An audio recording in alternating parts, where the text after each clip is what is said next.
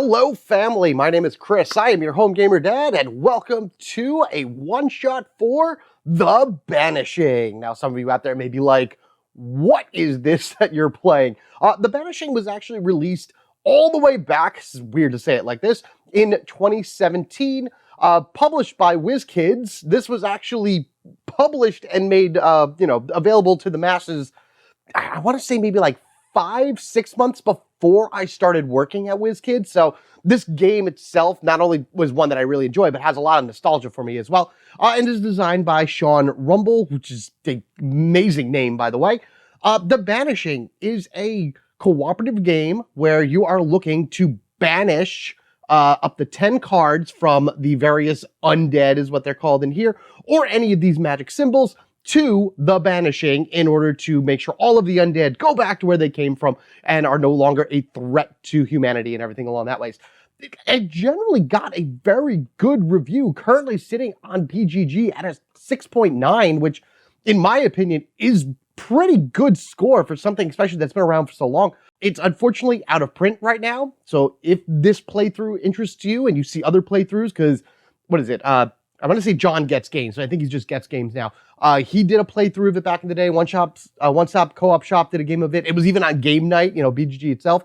It's a fun game to play, and as you'll see, it's really easy to set up, to go through. It's challenging, and even though the box says 3 to 5 players, I'm doing this solo, and you can, because it's a fully cooperative game, it really doesn't matter how many people play because all information is public anyway. There is a rule within the rule book itself that talks about communication, and it says that you may not show cards in your hand. I get rid of that. Don't worry. Because you can openly talk to everybody about what cards you specifically have in your hand, I don't understand why you can't show the cards in your hand. Showing the cards or not showing the cards doesn't change the difficulty of this game at all. But with that said, why don't we go ahead and do our setup for the game. I can show you who I'm playing as, and we can see what we can do about banishing this undead from the realm. I apologize in advance if my voice sounds weird or if I randomly cough. I'm currently trying to banish a cold from my body right now, but I just wanted to play this and, get this on the table because I still go back to this game every so often, again, just because it's a lot of fun and just so many different ways you can play it, and it's a big puzzle whenever you play it. Again, the banishing, the way that you're going to do this is you're going to pick 3 characters to begin with. No matter what, you should always pick 3 characters. I was seeing some rules that were attempted to be made by the designer for a 2-character run, making this a 2-player game, but those rules are long 401 page not found anymore. So you can still play as 3 and just kind of go your hands top to bottom. I'm actually going to put this in here so I know whose turn it is every time. So you're going to pick 3 characters, and that's from actually a pretty decent supply of other characters as I get them from here. I got 3, 4, 5, 6, 7, 8 characters in total. It's a very asymmetric game. Each one of the characters has their own set of abilities to them, and they're different types of playstyle. Ideally, I'm picking an easy character, which is the fighter, a medium difficulty character, the sorcerer, and a hard difficulty character, the cultist. Next thing you want to do is you want to separate the cards into technically 3 different piles, but I kind of expanded it out here so you can see. The first set of piles are the undead from levels 1 to 3. So you have a skeleton, zombie, and this imp goblin thing. Those are going to make up your initial enemy deck right here. And I just put him in a 3x3 here because once all the cards are mixed together, this is going to fuse together, and then you're going to deal cards out in a 3x3 grid, making the void. So first thing you do is, like I said, you're going to take all of the cards and all of the enemy cards and just kind of leave them over to the side right now. So that's all the enemies. We will worry about them in a moment.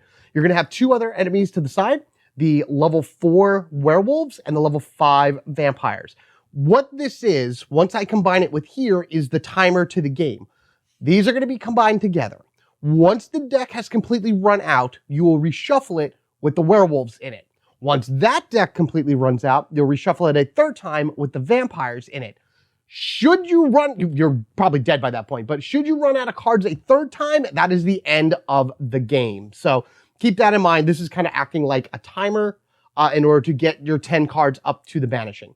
Next thing you're going to want to do is you're going to find the 3 item cards. I'm actually going to move these to the side because I don't need them until I do a reshuffle. Anyways, I said you're going to want to find the 3 item cards. You have the shield, which will discard to block a wound. So you get rid of it in order to stop a monster from wounding one of your characters. Wands are wild cards. They can be any symbol at all. I assume any color as well. So it's really anything you want. And then armor. An armor is a permanent increase to any character that collects it, increasing their stamina by 1. Trust me, that is extremely helpful to have. Every character can only have 1 of these at a time. And that's going to be important when I have the Sorcerer, because the Sorcerer can actually produce wands and shields. However, again, you can only have 1 at a time. So you're going to take these, you're going to shuffle these together, and there's going to be, this is kind of a way to make it harder as well. You could use all 6 of these to shuffle together into the main deck for an easy game. You could use 4 for a normal game or only 2 for a hard game. We're going to go 4. So I don't want to know which ones I have. So we're just going to shuffle these together, and I'm going to just go 1, 2, 3, 4. So we have 2 left over. I don't know what those are. Those are to the side. Great, wonderful.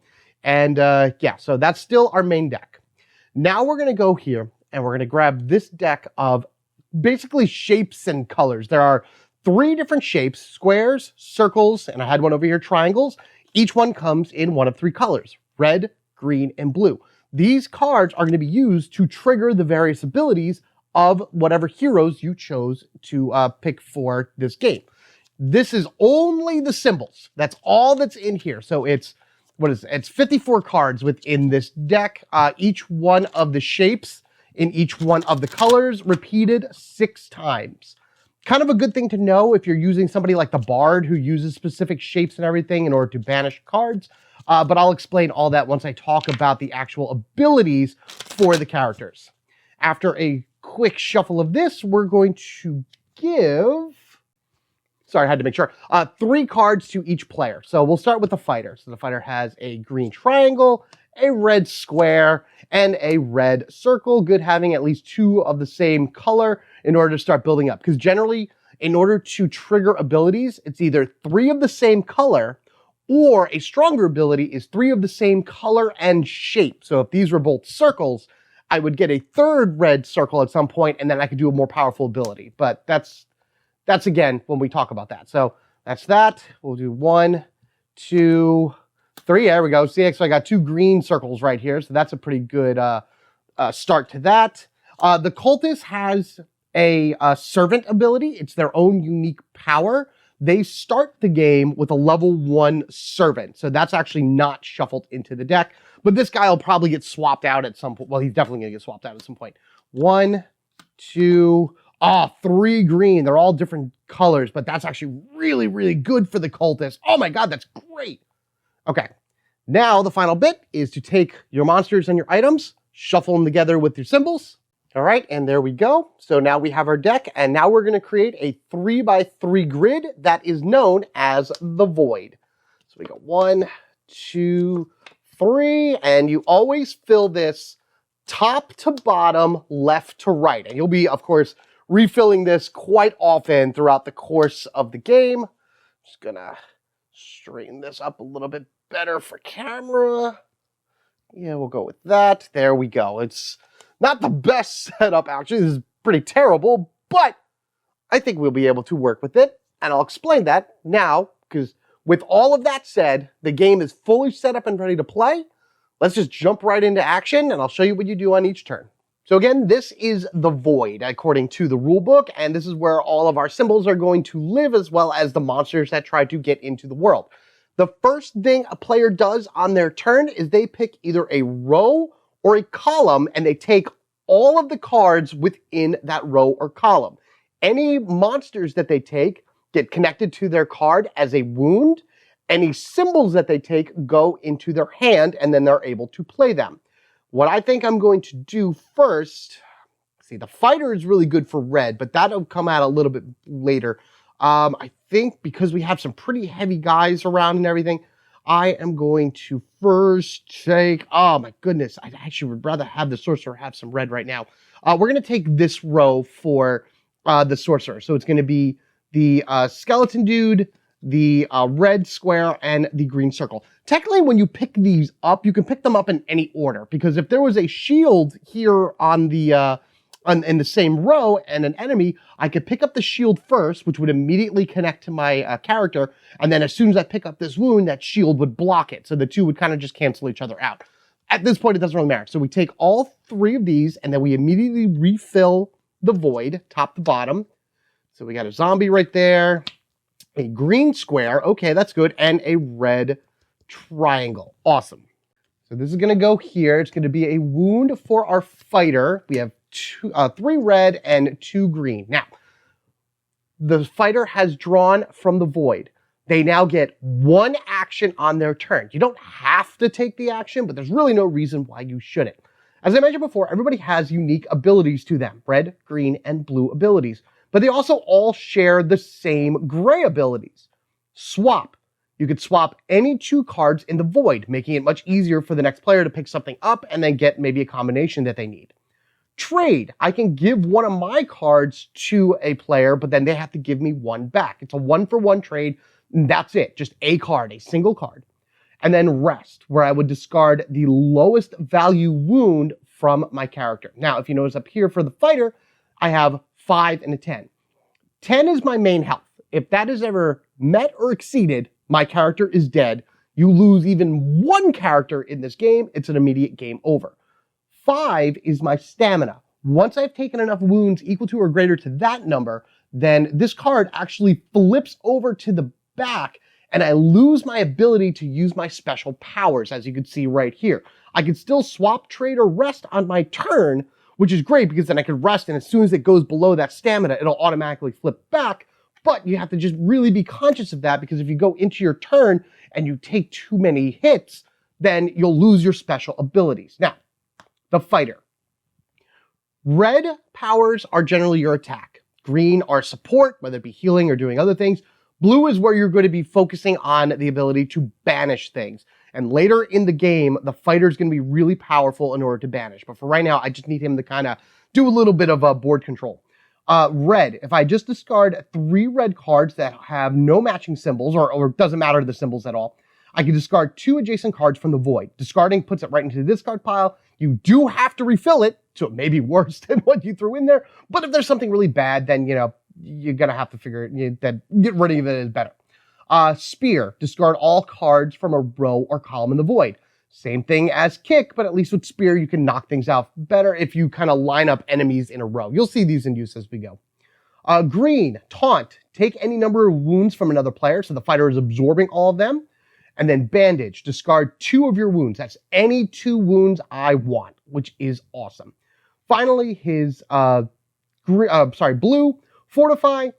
The 3 blue cards that you have, you can place on top of undead, on top of 3 undead. Basically, you're taking the card and you're putting it on top of one within the void. Whenever a card is taken from the void, you always take the top card, revealing whatever is underneath it. If there's nothing underneath it, that's when you fold out a card. So I will be using that at some point once he starts getting some blues.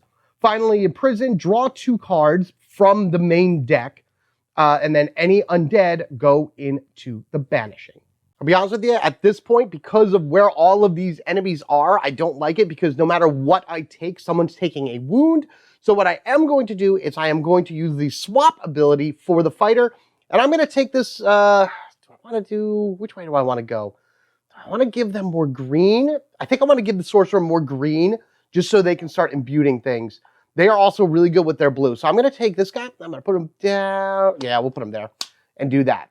So this way I know the next turn, the Sorcerer can just go across this way and take this, and then hopefully this becomes a symbol, so this way the Cultist can just jut right down and take that. Last thing the fighter needs to do on their turn is to make sure they do not have more than 8 cards in their hand. This is not in their hand. This is their hand. They have 1, 2, 3, 4, 5. They're good. And that's literally it. That is the entire turn for the fighter. It only took a little longer as I explained it. Now we're on to the Sorcerer. As I said, I'm going to be taking these from the middle because I want the Sorcerer to start having green cards so they can use their special ability to create stuff. Oh, see, that's a perfect use for the spear right there, getting rid of all those guys. Oh, that's even better for the Cultist and a blue triangle. Fantastic. And I wish I had the green swirl to give her the better ability, but it is what it is. Before I use her power, let's talk about the Sorcerer. Sorcerer has a stamina of 3. It is very low, so you got to be very careful about what enemies you take from the void in order to like put it as a wound and then get rid of them as fast as you can. She also has the least amount of health that we have right now between all of us, 6. The gray skills are the same. Her red skills, transmute, swap an undead with a card from the discard. So any card in the discard pile can be swapped with an undead on the field, which is great to get rid of the more difficult ones and put good things on the field. Fireball, discard 4 adjacent cards from the void, basically any 2x2 grid. If they start bunching up, that's a great thing to do. Green, imbued, create a wand by placing a card from your hand into any player's wand slot, and then enchant is creating a shield by doing the same thing. I lose a card from my hand, but it does make that card for any character. I think I'm going to give that to the fighter. Lastly, we have our blues, conjure. And I could give it to myself, by the way, because it's a card from your hand into any player's wand slot. So I could give it to herself. Take any 3 cards from the discard. So I can just take any 3 cards from the discard, including any of the 3 cards. Oh, that's really fun. So yeah, I can take anything from the discard pile and bring it back to my hand. And then finally, banish. The only one that actually uses the word banish in the ability. Play the lowest level undead from the void into the banishing. So if there are no skeletons, then it goes to zombies, and no zombies, it goes to the goblins, etc., etc. Very good to have. Oh man, that's great. And as I said, what I am definitely going to do is we are going to go ahead and create a wand. There's a lot of circles around, not a lot of squares. So I'm going to go ahead and hold on to the square, and we're going to take these 3. So we're going to use these, and we're going to make this blue circle, because there's 2 triangles right now, as a wand. We flip it over, and it's going to be a wand. Who do I want to give this to? Honestly, I'm going to give it to the fighter. We're going to give it to the fighter as a wand. So now, again, that is a wild card of sorts up there for the fighter. It's in the wand slot. I'll have to figure out. I should be able to remember that. That just means that any card that I use, that wand can represent any color or shape, which is going to be very, very helpful going forward fighting things. So that's it for the Sorcerer's turn, and now we have the Cultist. Cultist is going to go over here. We're just going to go right down the middle, grabbing these 3, preventing any other wounds to go on. Ouch, there's something bad. There's a blue, wow, look at all the blue triangles. My God, oh goodness, oh God. Okay, well, now I know what I'm doing. Man, I'm glad I gave that wand to the fighter. I'm going to need that desperately on his next turn. All right, so our Cultist, again, is a harder one in order to use, mainly because of his ability to have a servant. This is the only character within the game that uses cards other than what's like wand, shield, armor, wounds, things like that. Servant is exclusive to the Cultist, and I don't see anything else like that. So I wish this game did better. I wish this game had more following, because then you can create a ton of different characters in order to be able to use crazy abilities. Speaking of which, Cultist has the same gray abilities as all of them. Red abilities. Claw, discard all undead equal to the level of your servant. Right now, my servant is a 1, so it would just be things that are 1. Feed is discard all undead lesser than the level of your servant. Not going to really do really good right now, considering it's just a 1. However, what I'm going to go down and start doing is Tame. That's any 3 cards. Swap your servant with an undead. If there are no servants, take an undead to be your servant. This is from the void. This 1 is going to grow really fast. Finally, Soothe. All players may discard a wound lesser than the level of your servant. The higher my servant, the better my abilities get. Foretell. Place these cards on top of the deck. So the fighter puts them, the fighter will be able to put them on top of undead into the void. This one puts them back on top of the deck, so you know what's coming up next. Basically setting somebody else up for a future turn. And then finally, Immolate. Play your servant to the banishing. You do not have a servant then. You'd have to retame one, but at least in this case, you'll be able to feed the banishing and keep them going. 4 stamina, 9 health. We're taking 1 circle, 1 triangle, and 1 square. We're discarding these 3. And with that, we're going to take this dude right here, and we're going to swap like so. So now we have a level 3 servant with the Cultist. It doesn't have to be the next level up. It is any undead that's in the void. With that said, we are going to move right on over to the fighter and just continue on from there. Honestly, I'm going to go ahead and take this top row from the fighter. There are other things that I plan on doing as well, like just getting rid of enemies, but this, even though it's going to hurt him for a 4, I'll be able to set something up a little bit later. Okay, so he's hurting quite a bit. He does have 4 damage on him right now, or her, I think it is. Whatever this, the fighter. I could always use bandage in order to wound it up. I need better stuff that way. We got our blue here, but what I am going to do is I get to discard 2 adjacent. Oh, you know what I forgot to do? I forgot to fill the banishing first. Let's do that. The void. Filling the void. I'm already starting to think too far ahead. 1, look at those. Man, look at all those tries. There's only 6 of these in the deck, and I'm looking at 5 of them. Jeez. Anyway, now what I'm going to do, and I realized what I wanted to do, is I wanted to go 1, 2, and then use the wand that the sorcerer gave me to make this a red square, so this way I can use Spear to discard all cards from a row or column in the void. That means I can do this, boom, all of these are gone and discarded. Now, yes, I've just put out a lot of cards to the void, but as you can see, this is much more manageable than before, especially because now that I have a ton of triangles all over the place that I could use for all different types of things. All right, moving on to the sorcerer's turn. As much as I want to get some greens for them, I think the problem is if she takes this row, she has nothing she's able to do. She can swap and trade and do all kinds of stuff that way, but it doesn't really set her up for anything right now, but it is the least amount of damage. You know what? Yeah, I'm going to do that because maybe that I could take this way to get this gone. And if at some point she can banish one of these guys out of here with the triangle, yeah, we'll do that. So we're going to grab these from the void and we'll replace, there's a blue square, and armor, sweet, she should definitely grab that because the armor pieces will permanently increase her stamina. So that means she would be at 4 if she's able to pick it up. She does have 1 wound on her right now. We got a green and a blue. So I think then what I'm going to do is we will do a swap action. And we're going to swap this 2, and we'll put this circle up there, because I don't see any other circles going on right now. But now this blue is open for the cultists.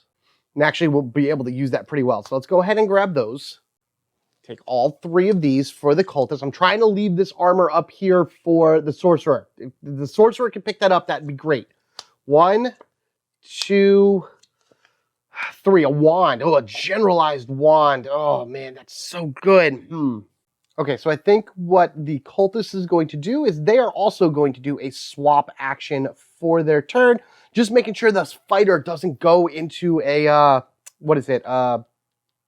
loses all their stamina. Simply because they have 4 stamina right now. At 5, they would have to flip over their card, and that would be terrible. And I want him to take this row. Yeah, we're going to have to do that. At least the armor will help out with the sorcerer. So I think what I'm going to do is we're going to take this red and the skeleton and swap them like so. So that's going to be the cult's turn. The fighter is now going to go, and they're going to take that row with the wand in it. Because they could be able to use that wand in order to be able to do a bunch of different things. Because that's 2 reds and 2 greens as well that they have. So I can figure out one of the 2, which one of the 2 abilities will be best. Shields are great as well. With shields and wands, you want to use them as fast as you can in order to be able to get them back into the discard deck. Because once this, remember, this is only going to get shuffled 2 times throughout the course of your game. So if you use them, if you take them and they're on your character, you're going to lose them and you're not going to have access to them later. Armor is a permanent thing, which is still something I want to give to the sorcerer next turn. Now with a wand, here we go. There's my voice cracking because I'm sick. Man, what can I do? You know what I'm going to do? I'm going to fortify. I'm going to place these cards on top of 3 undead. We're going to take all of our blue and put them in and start really knocking out some of these undead. I'm going to put this one here. I'm going to put the wand right here, and I'll put this one right there. Oh, that's great. Look at how wonderful that sets things up. So you only have this guy here, and you could take, that's what the sorcerer is going to take. I'm sorry, the sorcerer is going to take this one, right? Yeah, well, so that's fine. Okay, so we'll do that. Actually, now that I really think about this, yes, no, nope, that's fine. Yeah, I know I wanted to kind of maybe like try to bandage him up or something like that, but he'll be all right for right now. Sorcerer is now going to go, and what we're going to do, so we're actually going to retcon this a little bit. We're going to actually swap these two this way. I know I kept saying I want the armor for the Sorcerer. For right now, I think the shield will be better, because I want to take this square, the shield, and then this, and I only want to have twos shown. Please don't be as... Okay, good. Oh my god. I think if a 1 came out, I'd be a little annoyed. All right, so she has a shield, which I'm just going to kind of leave over to the side right there. We'll use that when we need to.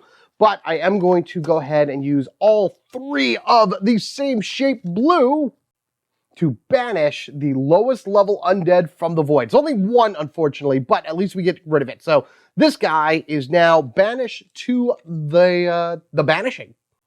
I actually pulled things out a bit because I want to start putting them up here, and then you can kind of see this start to go across as we do that.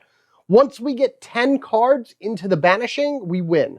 There are characters within this game that can banish a lot of cards really fast.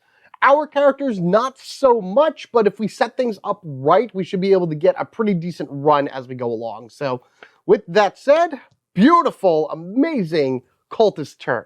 And I think the Cultist is going to go straight down this row right here. We're going to take this, and the wand. So all we have to do is replace 1. I'm actually happy for... Well, no, I'm not. I wish I was a little lower. Because what I'm going to do is, now we have 1 of each there. I'm going to take 2 red triangles and the wand itself, and we're going to do feed. Discard all undead lesser than the level of your servant. So, 1, 2, 3 gone, because my servant is a level 3. So that just kind of gets them out of there. That's a wonderful row. 2 and 3. Okay. All right. Fighter's turn. Fighter's, like, I hate the fact that he has 4 wounds. I gotta get rid of stuff. To do that, I need green, and honestly, this is the only safe path to take it, so we're gonna go ahead and grab that. I just want him to have 3 of the same green in order to be able to take it out. Oh, hi, undead. You know, we're just gonna go ahead and use that. We have, we'll put this blue here. I do have 3 reds, 2 triangles in a circle. Those aren't matching, so we can do kick, discard 2 adjacent cards from the void, and then even though he is dangerous, I'm just going to get rid of these 2 for right now. This could also be a bad thing. A zombie could go into one of these. Nope, that's good, and oh, that's really good, actually. Very nice. We're now going to go over to the Sorcerer, and we know what we're taking for her. Taking this top one right here, get some reds, and of course, now her armor goes up, so her stamina goes up. Go in here. Just everything's getting crazy. I'm just gonna put the armor like this so we know it's 1. Man, everything's a little bit off. And probably move you up a little bit so we can actually see everything. Armor 1. We still have a shield that we could use if need be. Great, wonderful. Let's refill the void and then figure out what action she's gonna take. All right, 1, 2, and a 3. I probably should have had the fighter rest to at least get rid of 1 of those wounds to help, but I think all the Sorcerer is going to do right now is rest as well, because any wounds that she has is very dangerous in order to hold on to, even though she does have an armor which will increase her stamina by 1. The shield will help block her later, but I just get rid of this guy right there. So that's her turn. We go to the Cultist, and the Cultist is going to take the middle right here. And he's going to use the blue cards in order to set up a good, placement for when the fighter goes. Got a 1, 2, 3 right there. That's actually really good. This is great. Great for the fighter, that is. What I'm going to do is we're going to spend 2 squares and, no, there's circles there and a triangle. So we have... He has that. So we got 2 circles, a triangle for blue, a square and a circle, and a circle. I kind of wanted him to be able to immolate his guy and throw him to the banishing, but for right now, what I'm going to do is we're going to take these, square, square, triangle, and place these on top of the deck. That would be his foretell ability, meaning that once the fighter goes, which they're going to right now, those 3 cards are going to get laid out into the banish, or into the void. Perfect setup for the Sorcerer. So we'll go up here, And we'll have the fighter go, and we're going to be taking that top row, which happens to be these 3 cards right here. You may notice I have 2 circles, and one of them is already in his deck, so we know exactly what I'll be doing. But for right now, let's replace the 3 that the Cultist put there. And of course, one of these is going to go, that's probably what's going to be the Sorcerer takes, just so she can destroy something. And we're going to attempt to imprison with the fighter, which is draw 2 cards and any undead go to the banishing. So we have, put that there, 1, 2, 3 blue circles. And we draw 2 cards, a green square, and a red circle. So these go to his hand, which is great, but also not so great because that's not going to really help at all. All right. That's his turn. Sorcerer. Let's grab this top right here. Replace. Watch. Yeah, I knew it. I knew that this would have been an undead. That imprison ability is so much better later in the game when there's more enemies in there, but it's also terrifying because there's more enemies in the deck. All right, let's just start playing things to that banishing because we got to start winning it before we get to the end. 3 blue squares right here. And it has to be the lowest level undead goes to the banishing. So I'm going to take, do I want to take, no, I'm going to take this corner one because if that gets replaced with anything other than oh my goodness. Oh, that was, ouch, ouch. Okay, that didn't work out as well as I thought it was going to. But at least we have a second card into the banishing, 2 out of 10. All right, Cultist is going to go, and the Cultist is actually going to take their first wound this round, because we're going to be taking the bottom part right here. So this green, this red, and unfortunately this teeny little skeleton right there. So we got an ouch for the Cultist, 1 out of 4. And then what the Cultist is going to do is the Cultist is going to use the 3 red that we have right here to do a claw. Discard all undead equal to the level of your servant. Let's refill the void, because I don't want to forget to do that. Because there might be, yeah, okay, good. That's even better then. Perfect. 1, 2, 3. So then I can go these 3 red, and it's equal to the level. Not less than, it has to be my level. Luckily, I have a level 3, so I can just go 1, 2, 3, and get rid of the biggest threats on the board. 1, yes. 2, 3. Awesome. Fantastic. Okay, we're also getting closer and closer to the end of our first run, so see what else we can do. All right, so the fighter's going to go. And the biggest thing the fighter needs to do is find some way to bandage themselves up in order to discard wounds. The Cultists can also heal, but they're all based off of the strongest green ability. And I need 3 matching symbols. And the only one that has matching is the Sorcerer right now. And that just creates a shield, which is not a terrible thing, but also not the best either. I'm not sure, but the only way that the fighter's not going to get exhausted is by grabbing these. So we're just going to take all those into his hand. And this actually puts him at much higher than 8. 1, 2, 3, 4, 5, 6, 7, 8, 9. So I do have to do something. All right, let's reload this. Ah, man. There's a nice one right there. And green. Because if you're over 8 cards by the end of your round, you have to discard down to 8. The problem is I really, really, really don't need anything right now. Again, what do I got? I got 1, 2, 3, 4, 5, 6, 7, 8. I need to discard 1 card. Oh, man, I'm about to reshuffle as well. Okay, so I think what I'm going to do then is we're just going to take it as is. Fighter for his turn is going to rest, so we have to do the lowest wound, so that at least gives him a little bit of leeway. So that's that. I do have to discard down to 8, so I'm going to take this blue and get rid of it. And then we will head on over to the Sorcerer. Sorcerer is going to go straight down this way. Do I want to do that, or do I want to give... I could transmute. Swap an undead card from a card for the discard pile. If it's her turn by the time it goes... Yeah, we're going to do that. We're going to grab 1, 2, 3. We'll do 1, 2... Oh, a shield. Sweet. That's great. Speaking of shields, we did grab a number 2, so she's going to use her shield card in order to ding that out of here. We do have a green and a red. The red I can transmute to swap an undead with a card from the discard pile. Probably not the worst idea. Yeah, we're going to do that. Because I can always imbue, give someone a wand later. Okay, so I took those and I actually grabbed this blue swirl from the discard pile. So you'll go, and then there you go. So that's her power to transmute an undead from a card from the discard pile. So that went there, and then this went here, and that is the end of her turn. We'll move on down to the Cultist, and then the Cultist is going to take that top row. Yeah, I would love to be able to use that shield to get rid of it, but I think for right now, maybe the fighter will use that, depending on what goes out, because there shouldn't be anything else that flips down. Yeah, okay, good. On the, like any other items or whatever that flip down. And I have 2 cards left in there. Oh, boy.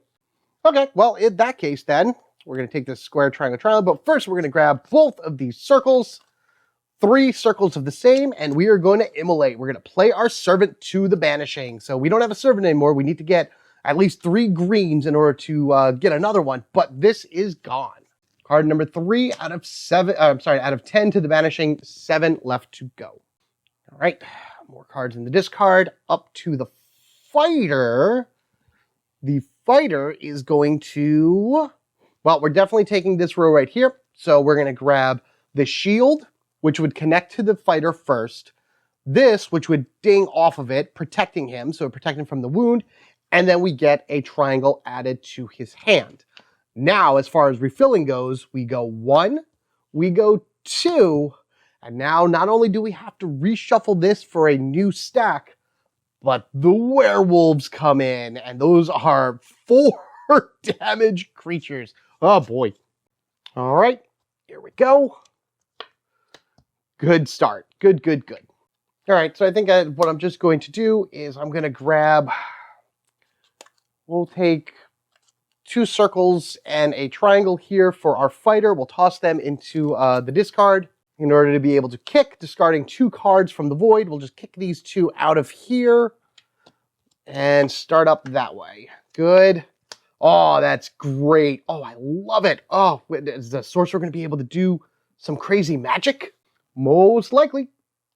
Sorcerer goes, and I definitely should be able to use the imbued ability. Yeah, we're just going to grab this column right here for the sorcerer so she can continue collecting blue cards. Having her be able to just banish directly from the void is... Oh, yeah, see, that's the lowest level, but if I can get that on there... So, you know what, I'd rather have the Cultist have that. Cultist will be able to get it, so that's good. So we'll be able to 1, 2, and 3 right here. I am going to go ahead and go 1, 2... We'll take these 3... the 2 squares and a triangle, it doesn't really matter, yeah. 2 squares, triangle, we'll use that, boom. And we'll use, how many blues do we have? I'm just trying to think what might be best. I'm going to leave this green, but I'm going to take this blue. We're going to make that a wand because we're using her imbue ability. And I'm going to give this to, giving it to the fighter. So this way the fighter can actually use a wand next turn in order to heal themselves because they need it. Okay. Cultist goes, and there is an open row, which has a green, which is what I need. Or do I take that? He can take a wound. I'm going to do that. We're going to go down the middle, get that wound out of there. He's going to take it, but it's all right. I think he'll be able to survive in the long run. Hey, skeleton goes right back to where it was. So the wound goes in. He has 2 wounds out of 4. Remember, it's meet or exceed, so he can only take 1 more wound before not being exhausted. Bunch of blue, so we can start banishing. But now I'm going to go ahead and take these 3 and tame. Swap your servant with an undead. If you have no servant, take an undead to be your servant. And guess what? They're all classified as undead. Howling Wolf right here is going to be grabbed. So now I have a werewolf servant and some great options. Some great options indeed, because that will give the fighter the chance that they need in order to heal themselves. Thank goodness. I'll save the wand a little bit later for something that I may need. So I'm just going to take this top area right now. Yeah, we'll do that because it's still safe for the sorcerer with only 1 skeleton dude right there. Oh, I love seeing all the symbols, but then you know all the enemies are going to come out at the same time. All right, so we know we have this and we have this one. I'm going to immediately take these 3 swirling blues in order to bandage. Discard 2 of your wounds. I only have 2, but that's fine. Get rid of these. This way he is all fresh and ready to go. Or she, again, I can't tell from the picture. They are ready to go. We'll go with that. Sorcerer. The problem is I'd rather the reds either go to the fighter or the cultist. Fireball is good as a 2x2, but maybe that might actually come in handy later. Greens are always great for her for making of the special, like the wands and everything. But I also want her to be able to banish directly from here. Which one do I want to grab? I'm going to take this middle right here. I know it's another wound going to her, but with the armor on, it does help out quite a bit. It gives me a little bit more breathing room. Oh, hello. Hello, werewolf in the middle. Oh, goodness. Yeah, that's what I was afraid of. Like, something huge was going to go down into the middle, and there wasn't anything I could do about it. What is this? Take any 3 cards from the discard. So I could spend this and take any 3 cards from the discard, including any of the 3 that was just discarded. There's no other blue in the discard, so I don't want to do that. However, what I am going to do is I'm going to trade with the Cultist. I'm going to give him this circle, and I'm going to take this triangle. So now the Sorcerer does have the ability to banish a card, which is great. The Cultist is close. We just need that square, and the square is there, but I don't want to do that because that will cause him to flip to an exhausted side. All right, so I think I'm going to grab up and down here just to be able to get some more green back to my Cultist. Cultist needs green just as much, especially when it comes to healing. Ugh, not the greatest, but at the very least I can start setting things up. I know I could swap cards, but I think what I'm going to do is I'm going to use foretell. What I want to foretell of this are 2 squares and a triangle. 2 squares and a triangle. 2 squares and a circle. Maybe we'll do 2 squares. 2 squares and a triangle. Yeah, 2 squares and a triangle. I changed it to the circle because I realized that there were no other circles in the discard pile and there was a lot of triangles up. So we used foretell from the Cultist's turn in order to place these on top of the deck. So we know those are going out. It is the fighter's turn, and the fighter's going to take these 3 right here. And then we know 1, 2, 3 go down, thus making it a clear spot for the sorcerers to take, and of course something for them to banish. All right, 1, 2, 3. We're going to take all 3 reds. He's already bandaged up, so that's good. I wish I could spirit in order to get rid of the entire row, but that's I mean, a kick is just fine. I could save my my wand for something a little later. Yeah, we're going to do that. We're just going to kick. Kick is discarding 2 adjacent cards from the void. 1, 2. That's fine. Get rid of this guy. Oh, God. Hello again, werewolf. Oh, and then a zombie. That's fun. Okay. Remember, the wands and everything don't count towards your hand limit, but they are still there to help out. All right, so we'll take this top for the sorcerer, refilling with 1, 2, 3. Dangerous things are coming out. Oh boy. All right, so I'm going to just remove these 3 triangles because we know those are going away. So we'll use this in order to use her banish ability. And it's got to be the lowest card. So we'll grab this zombie right here. We'll replace. Thank goodness. Thank goodness. And now we are 4 into winning the game. We got to build this up a little bit more. I think our fighter needs to start using their imprison skill more. If I can get that out where an imprison skill can be used once every other turn, that would be great. Where do I want to go with the Cultist now? Times like this, I wish he had the wand. So we're going to take this bottom row. 1 of each color right there. Hi, skeleton. Hey, a wand. That's always great. And one of those. So the skeletons aren't bad, because at least then I know it's only 1 wound, but those add up over time. All right, so we got 1, 2, and then I'm just going to take all 3 reds right here. We'll do the claw ability to discard all undead equal to the level of my servant, which is only 1 of them on there, but still getting rid of a werewolf is fine by me. Replaced by 1 less, but it's still a thing. All right, fighter already has a wand, so I can't actually take the wand spot. What I can do, yeah, we'll just do this. He'll take 1 wound, but at least he'll have enough to be able to do his imprisonment ability. 1, 2. This is what I mean. This is what I'm talking about. Oh boy, look at how it's all... Maybe a fireball isn't the worst idea after all. All right, we got a wound right here. Hooray, hurrah. So what I'm going to do then is we'll take 1, 2, and the wand, quote unquote, that was created by the sorcerer in order to imprison. That means we draw 2 cards, and any undead go to the banishing. So, goes to his hand. Of course they go to their hand. Of course both of them go to his hand. That's the one time you want to draw as many things as you can get. And I think now, 1, 2, 3, 4, 5, 6, 7, 8. Oh, sweet. Okay, good. Doesn't actually discard anything. And he's 1 away from being able to do that again. We know where you're going for.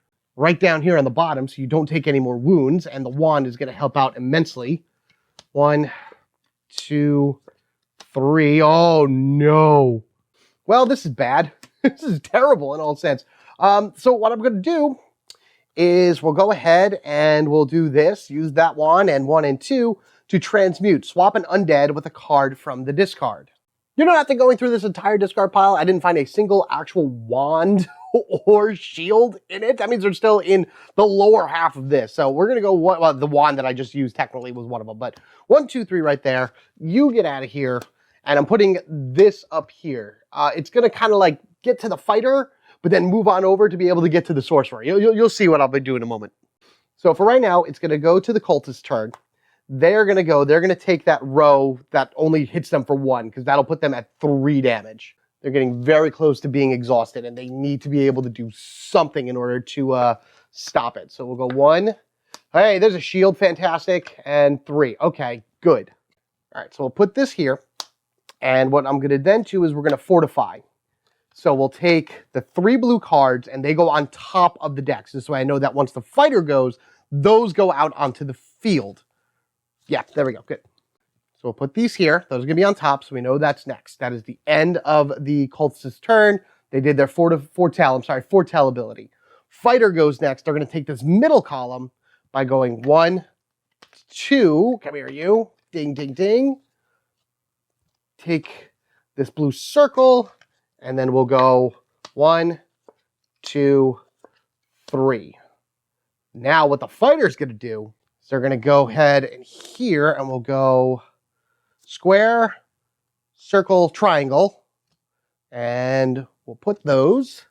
So we're going to use these for the fortify. Now the thing with the banish ability is it's the lowest level undead into the void.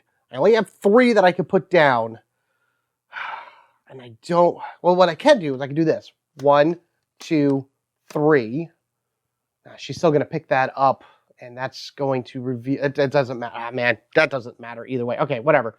That's fine. That's fine. That's fine. That's fine. No, I'd rather her have. We'll do this because she's going to be able to go get Sorcerer's turn. She's going to pick this up in order to be able to do her banishing ability, but she's also going to be taking a wound. Okay, so that was the fortified of the fighter. Off to the sorcerer. I tell you, this is one puzzle going on right here.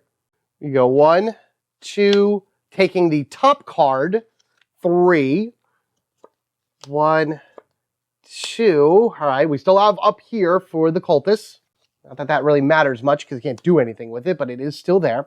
And then we'll take 1, 2, 3 squares and use her banish ability. And I think I'm actually just going to banish this guy in the hopes to not have a monster. Nope, it's a weaker monster, but still a monster. So that is number 5, halfway there and well more than halfway through the decks.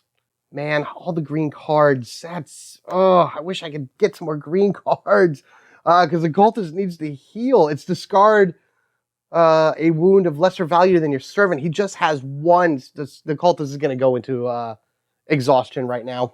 Only because I want to leave these 2 cards up here for the fighter in order for them to use their banish ability. So we're going to leave that covered actually. We'll go 1, 2, 3. And then 1, 2, 3. Wow, that bottom is just dangerous. All right, well, it is what it is. We have 4, which is an equal point. So this would just flip over. He would be exhausted. But now on his turn, he's going to rest. So he's going to take one of these and get rid of it, thus bringing him below his stamina number, flipping him back over. Yes, it's back and forth, but it's better than him being exhausted. Now, as I said, the fighter's going to take this top right here for 1, 2, and 3. Please don't be any enemy. Oh, come on. Come on, no more enemies. No more enemies. I mean, that's terrible already, but still. Okay, let's do this. I got a free center spot as well for the Sorcerer to be able to take something. What do I got here? I got 2 squares and 2 triangles. Maybe I'll start pulling damage to the fighter. But beforehand, let's go ahead and use these 3 triangles to draw 2 cards. Yes, that goes to the banishing. Yes, that goes to the banishing. Well, just like that, we are 5 to 7. 3 more for a victory. That's why the fighter's really good late game. All right. Sorcerer goes. Sorcerer is going to grab 1, 2, and 3. Unfortunately, exposing another enemy. But at least the shield there is going to help out in the future. There's plenty of blue in the banishing, or I'm sorry, in the discard. So we're going to go ahead and we're going to conjure. I'm going to take, let's just take 1 of each. And then back into her hands are going to be 2 circles and a square. So I took these 3 from her. 1, 2, 3. Those will go to the discard. And then 1, 2, 3 back into her hand using her conjure ability. Can't do anything else, but at least now on her next turn, she has the ability to banish something.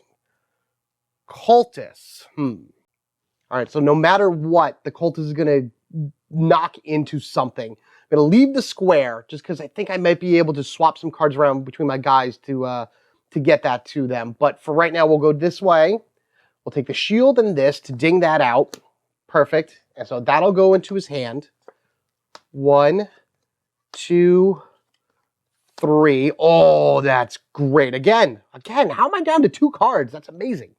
And it's actually probably going to be changed out now anyway, because this is going to go here. Or do I just wait? Maybe I just wait. Because I could claw. Discard all undead equal to the level of your servant. But that would put them back into the deck, meaning that they're going to get cycled in sooner than later. I don't really want to do that. You know what I am going to do? We are going to rest once again. I hate putting undead back into it, but even 1 is fine. Yeah, we'll do that. We'll talk just to give him again a little bit more leeway in the future, because he still is 3, 4. Yeah, okay, yeah. Maybe not the best thing to do, but I think it'll work out for right now. So now it is the fighter's turn. And I think fighter's going to go ahead and just take the wound, which is fine. We'll go 1, 2, 3, and take this guy. And that's going to go 1, 2. And then, my friends, we are on the final shuffle, which puts in the vampires.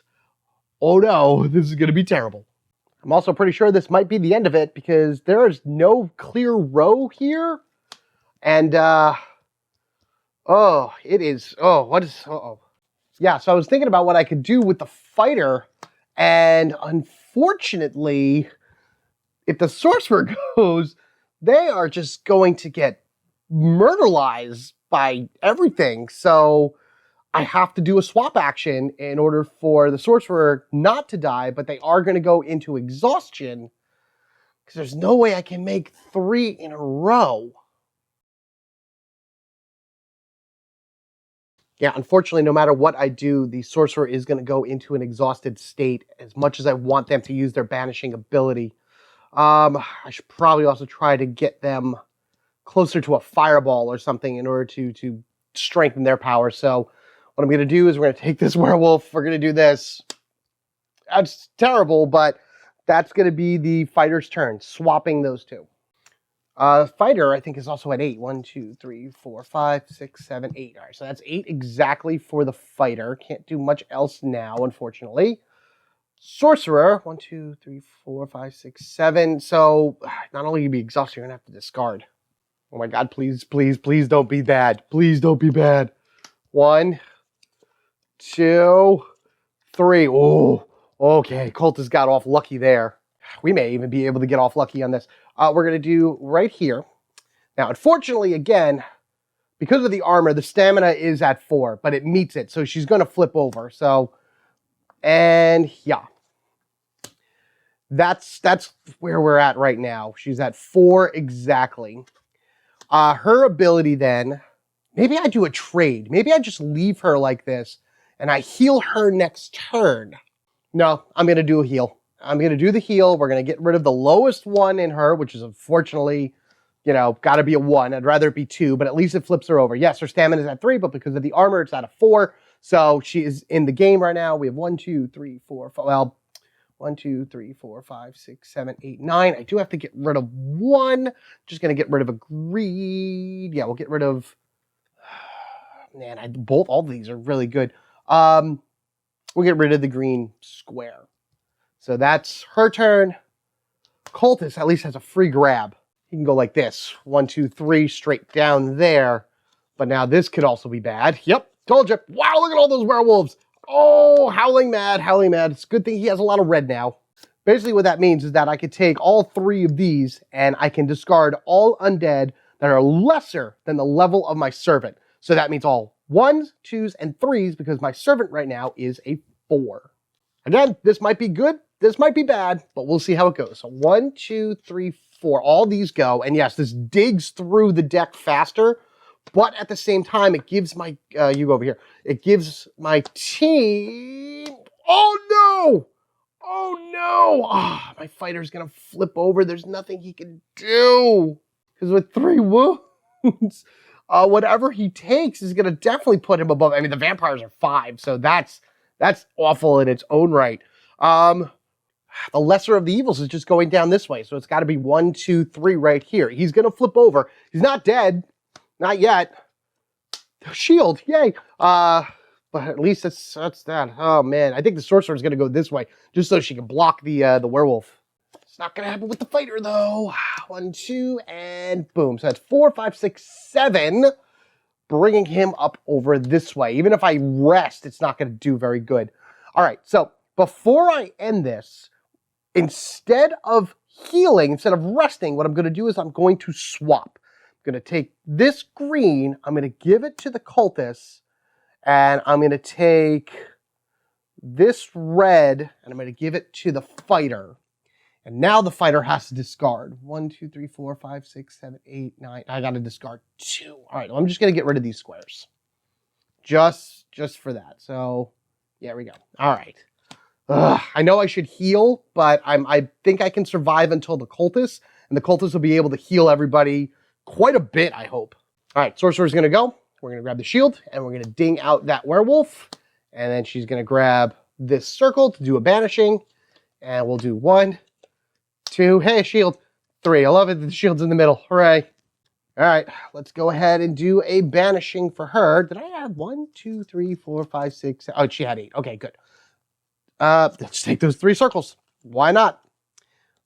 And unfortunately, because I have to play the lowest undead to the void, that puny little skeleton that came up is the one that goes. Man, I wish there was another way to be able to do something else, but hey, a square, that's great. Be able to get a shield for somebody later. What do we got? 1, 2, 3, 4, 5, 6, 7, 8. 2 more. Oh, I wish the fighter could go do things. All right, cultists.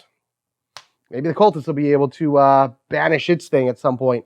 All right, let's go ahead and do this. Well, ding right there. Grab that. I don't know if that's a good idea or a bad idea, but we'll find out. All right, well, that's a thing. All right, so we know the cultist has this. We're going to go ahead and use Soothe.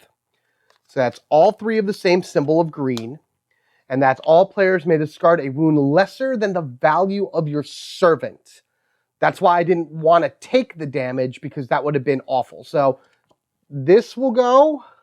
This will go, and it's lesser than the value. So I can't get rid of the werewolf from the fighter because it's an equal value. At least that's the way I read it. Unfortunately, that just means I can get rid of this zombie, which is still 5, and that is his stamina. So I can't even flip the fighter over until I figure out a way to get rid of that thing.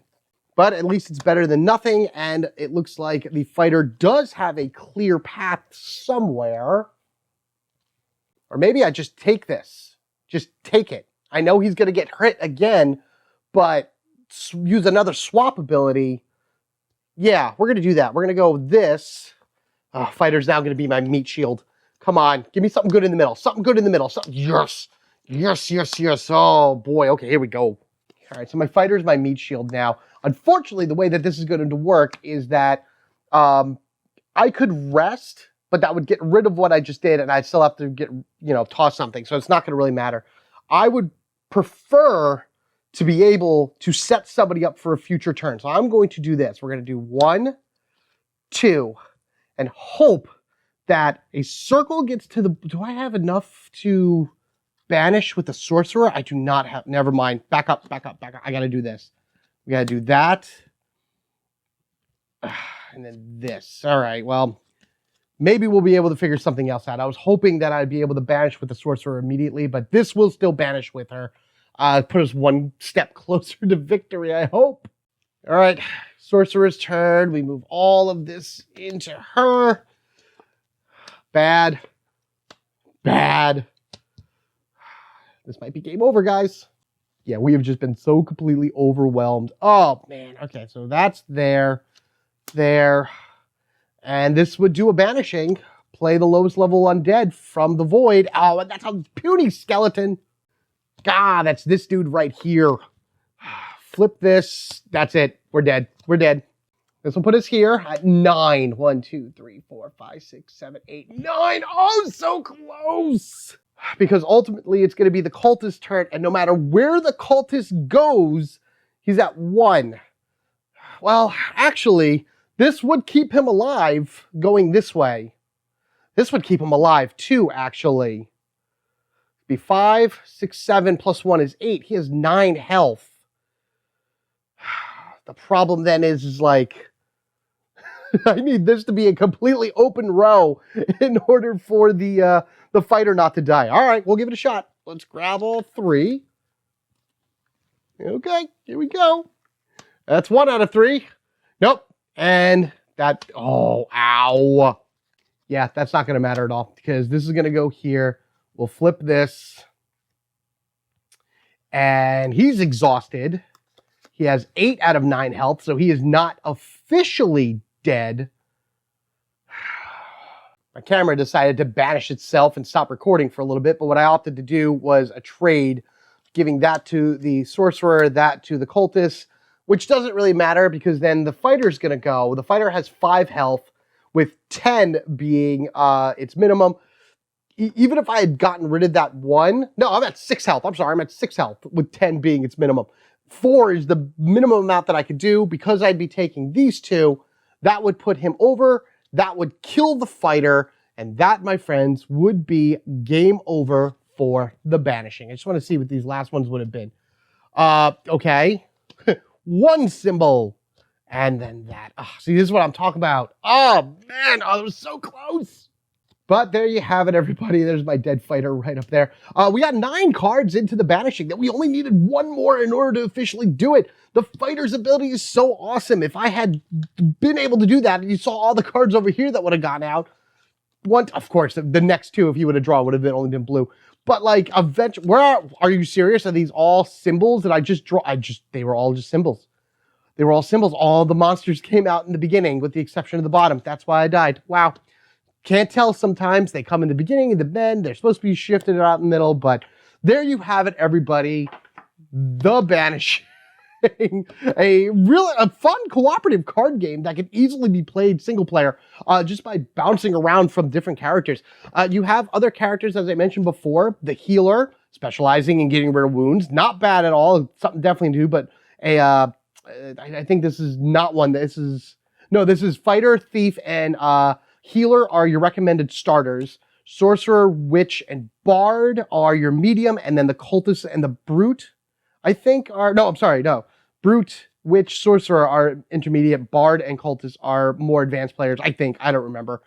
Bard is awesome because you play all the green spirals from the Void into the Banishing, and there are 6 of those within the deck. So if you get like 4 of them into there, that's a great start. Brute is all red cards. The Witch, let's see, discards card from the, play 1 card, or play 1 of your wounds to the Banishing. So if she got wounded, you could throw that into the Banishing, which would have been awesome. Healing her at the same time. Healer does his own thing, of course, getting rid of wounds, and then you can play 2 blue cards to the Banishing. Not the best, but it's great.